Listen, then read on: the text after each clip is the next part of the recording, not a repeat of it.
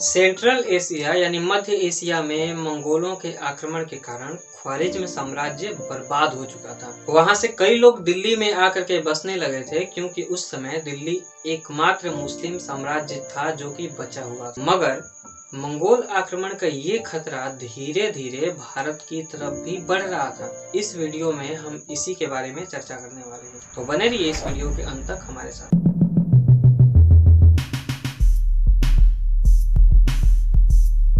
नमस्कार दोस्तों, स्वागत है आप सभी का भारत का इतिहास यूट्यूब चैनल पे। मैं आपका दोस्त और होस्ट मारुति नंदन। इस वीडियो में हम चर्चा करेंगे मंगोल आक्रमण के दूसरे भाग के बारे में। पिछली वीडियो में हमने आपको बताया था कि मंगोल आक्रमण के कारण ख्वारिज्म का साम्राज्य जो था वो पूरी तरह से बर्बाद हो चुका था और वहां से लोग पलायन करके भारत की तरफ आने लगे थे। उसमें बहुत से राजकुमार थे, बहुत से धर्मशास्त्री यानी मौलवी थे और ऊंचे कुलों के लोग थे जो पढ़े लिखे थे। वे लोग भारत की तरफ आकर के दिल्ली में बसने लगे। भारत के लिए मंगोल आक्रमण का खतरा 1221 ईस्वी में सामने आया, जब चंगेज खान ने ख्वारिज्म साम्राज्य के शासक शहजादे जलालुद्दीन का पीछा किया था। शहजादे जलालुद्दीन ने चंगेज खान का काफी बहादुरी के साथ मुकाबला किया, मगर युद्ध में हारने के बाद वो भाग करके सिंधु नदी तक आ पहुंचा था।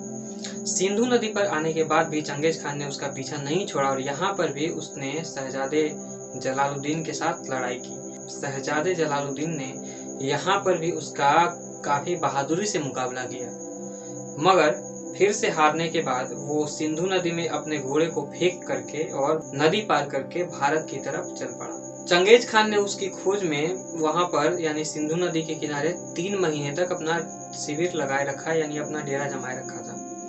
लेकिन जलालुद्दीन के न मिलने के बाद उसने ख्वारिज्म साम्राज्य के बचे हुए हिस्सों को जीतने में अपना समय देना उचित समझा। दोस्तों, ये कहना काफी मुश्किल है कि अगर चंगेज खान सिंधु नदी पार करके भारत में आ गया होता तो हमारे देश के साथ क्या हुआ होता। भारत में उस समय दिल्ली सल्तनत काफी कमजोर था और अव्यवस्थित था। दोस्तों, मंगोल आक्रमण के कारण जो तबाही होती थी वो किसी भी तबाही से काफी भयानक होती थी।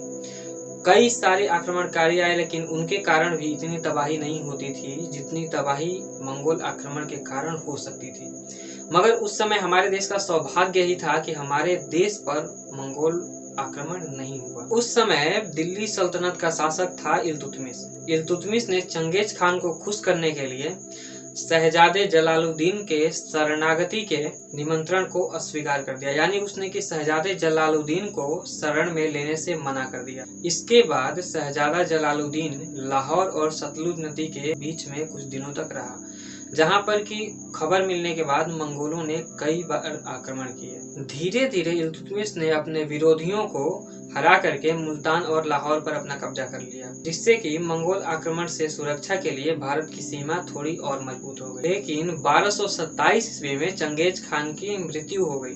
उसकी मौत के बाद उसका साम्राज्य जो था उसके बेटों ने आपस में बांट लिया और साथ में बांट ली जिम्मेदारी कि कौन किस जगह पे आक्रमण करने जाएगा। चंगेज खान के बेटे बातू खान ने रूस पर कई आक्रमण किए, लेकिन उन्होंने भारत पर 1240 ईस्वी तक कोई आक्रमण नहीं किया।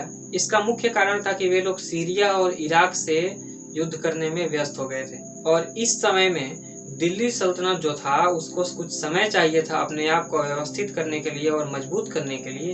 वो समय मिला और दिल्ली सल्तनत अपने आप को उस समय अंतराल में व्यवस्थित करने और मजबूत करने में सफल भी रहा। तो ये वीडियो हम यहीं पे समाप्त करते हैं और आशा करते हैं कि आपको ये वीडियो पसंद आई होगी। आप हमारे चैनल को सब्सक्राइब करके बेल आइकन प्रेस कर दीजिए ताकि आगे की मंगोल आक्रमण की कहानी हम आप तक पहुंचा सकें। तब तक के लिए नमस्कार, मिलते हैं आपसे अगली वीडियो में।